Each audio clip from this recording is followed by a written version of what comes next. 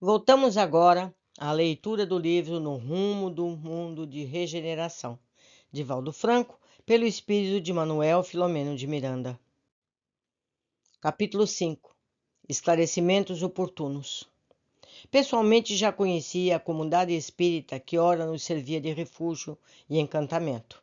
Tivera oportunidade várias vezes de a visitar e mesmo cooperar no seu programa de caridade fraternal, através da sua médium dedicada, a irmã Malvina, que era um instrumento por cujo meio fora erguida, com objetivos graves desse século passado, há mais de 50 anos, uma organização de contínua comunhão espiritual.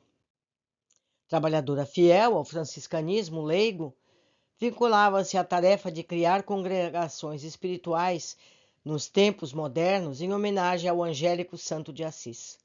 Reencarnando-se quase sempre na feminilidade, deveria desta vez servir a seara de Jesus com testemunhos severos e redentores. No século XVIII, fora uma literata francesa brilhante, que muito contribuiu para a conquista dos ideais humanos, apaixonada pela Revolução. Consorciada com o Duque X, o nome está aqui preservado, ao sair da Catedral de Notre-Dame, após assistir à missa matinal, viu o esposo traído subir ao tablado onde estava erguida a guilhotina e de imediato ser decapitado. Pareceu-lhe um tremendo pesadelo, e não suportando o golpe cruel do destino, correu em desespero, sendo acoimada pela turba de miseráveis agressivos em fuga alucinada. Atirou-se às águas do rio Sena, no alto da Ponte Merry. Era dia 4 de abril de 1792. Após longo sofrimento, no mais além, onde não encontrou o seu amado, reencarnou-se com alguns problemas orgânicos e expressiva mediunidade de efeitos físicos, que deslumbrava os investigadores e convidados especiais para reuniões fenomênicas. Eram aqueles os dias da codificação kardeciana, de não lhe mereceu qualquer consideração, inclusive sobre combatendo a reencarnação. A sua foi uma existência relativamente breve, havendo retornado à erraticidade, ou seja, aos planos espirituais, aos 45 anos de idade, vitimada por enfermidade cruel. De volta à pátria espiritual, tendo-se em vista as conquistas evangélicas que lhe exoraram, o espírito renasceu em lar humilde, com altas responsabilidades, a serviço do bem através do exercício da mediunidade com Jesus. No além-túmulo, a doutrina espírita fascinou-a.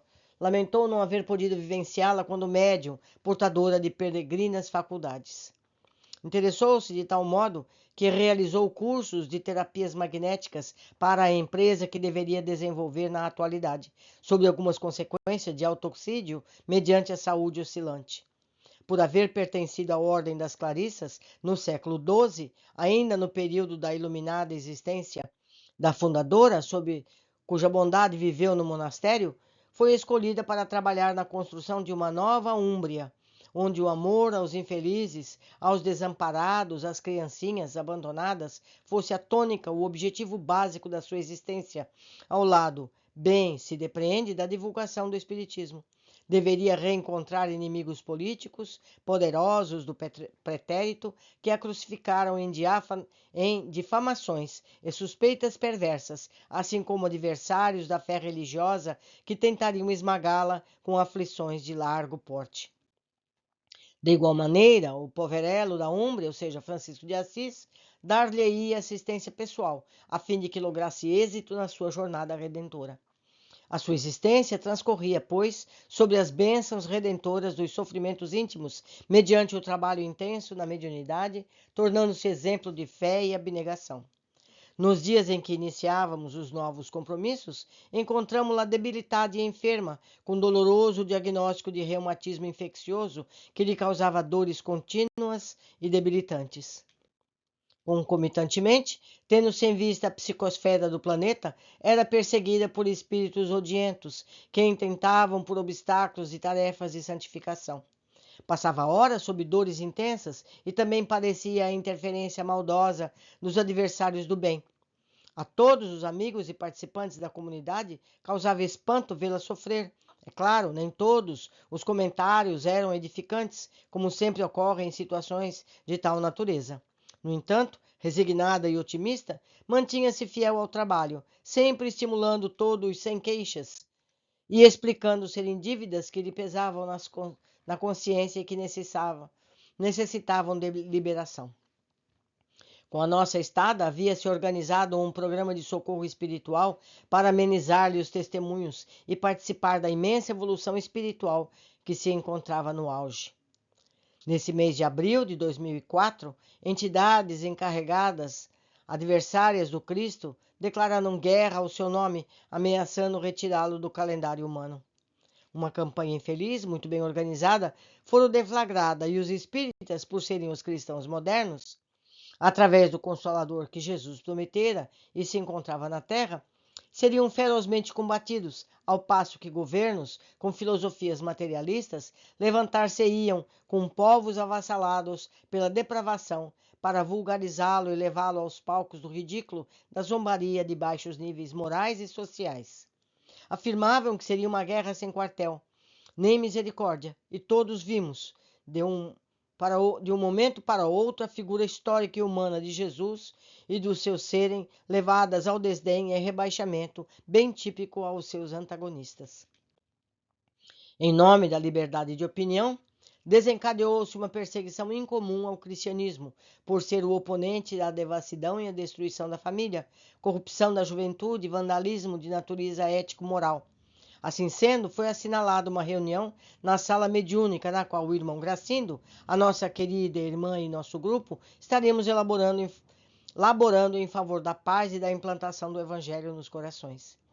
No momento aprazado, reunimos-nos em um grupo e os convidados sob a direção do administrador da comunidade para a tarefa especial. Havia um grande recolhimento interior, quando, após a leitura do Evangelho segundo o Espiritismo e a oração de abertura, foi trazido por devotados assistentes espirituais um ser deformado, que tomou a organização mediúnica da nossa Malvina e, depois de esbravejar, interrogou o agressivo: "Que desejam de mim? Não admito comportamento de tal natureza, mesmo porque os senhores não me interessam. Ela sim.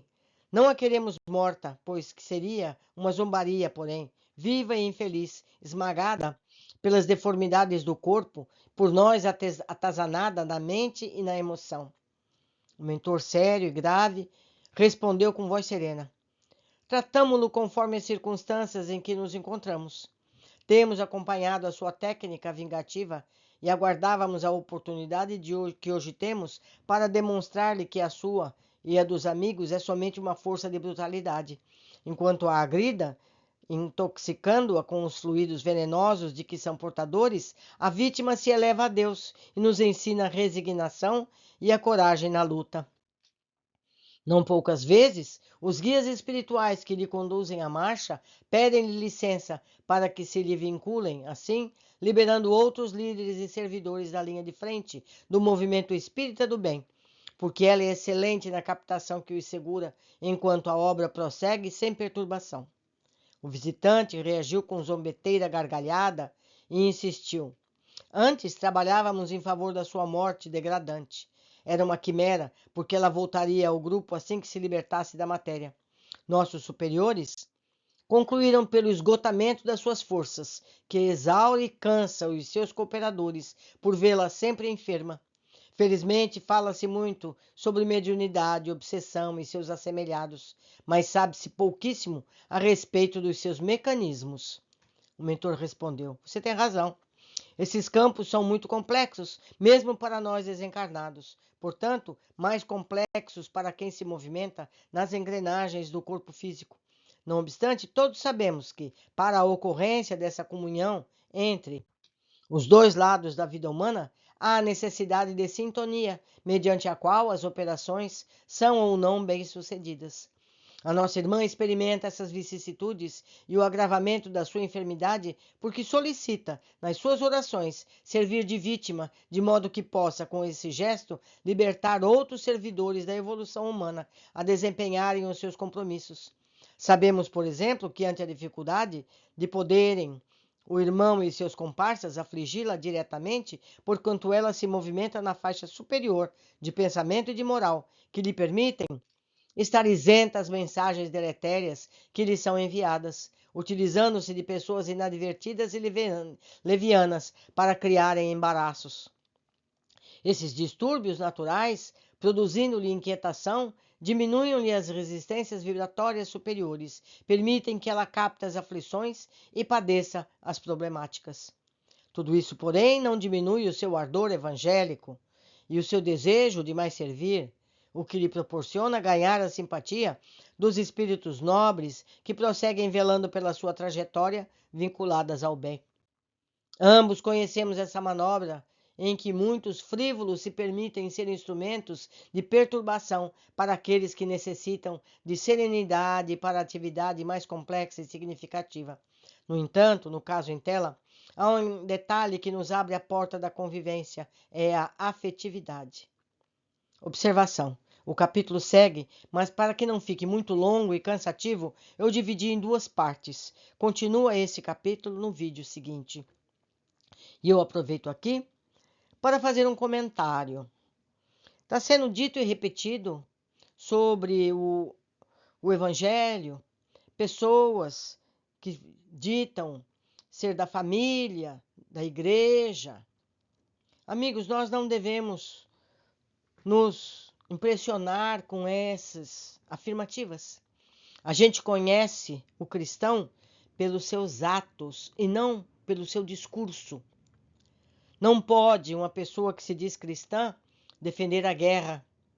Não pode uma pessoa que se diz cristã defender a violência, defender as armas. Pensem sempre nisso. Quando virem, especialmente um político, um midiático qualquer, se dizer cristão, mas ao mesmo tempo defender a separatividade, a agressividade, a violência, não é um cristão. Ele está levantando uma bandeira para atrair pessoas inocentes, que não sabem distinguir o lobo da ovelha. Aguardo todos vocês na sequência desse mesmo capítulo que foi dividido. Abraços.